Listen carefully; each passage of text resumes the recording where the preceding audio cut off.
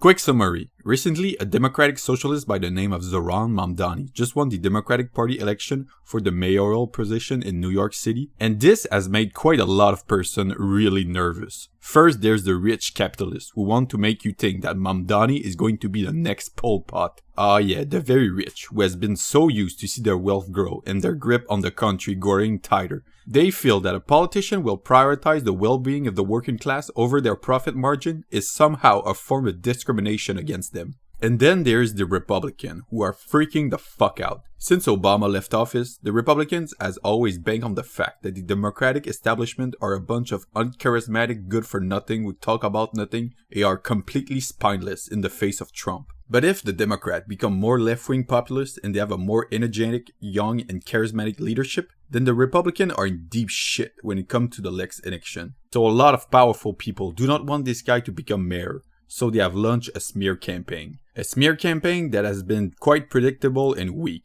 But I need to point out probably one of the most pathetic attacks that has been used against him lately. The New York Times revealed that back when Mamdani applied for Columbia University, he checked the box identifying himself as African American and Asian. And the people running on this argument claim that Mamdani deliberately mischaracterized his race, even going so far as to call him a racist. The current mayor of New York City, Eric Adams, called it deeply offensive that Mamdani tried to exploit an African-American identity. This is all bullshit nonsense. Mamdani has quite the unique and unusual background.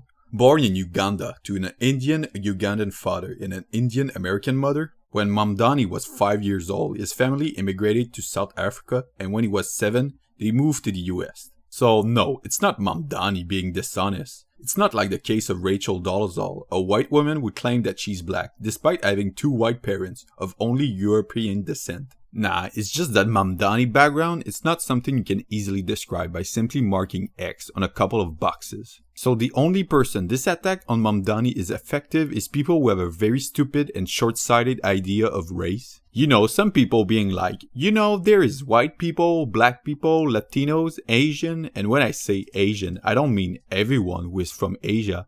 Nah, I just mean like East Asian, like Chinese, Korean, and Japanese. Anybody else? They're like, not real Asian, man. Then there's Indian, and I don't mean people just from India, but people who more or less resemble an Indian, and that includes you, Pakistanis. And then there's Muslim, and by Muslim, I don't mean anyone who identify as a follower of Islam. I just mean people from the Middle East. Doesn't matter if they are Christian, Jewish, atheist, or any other thing. Nah, they are all Muslim. So everyone must fit in these categories. Any concept of mixed race is like thrown out the window.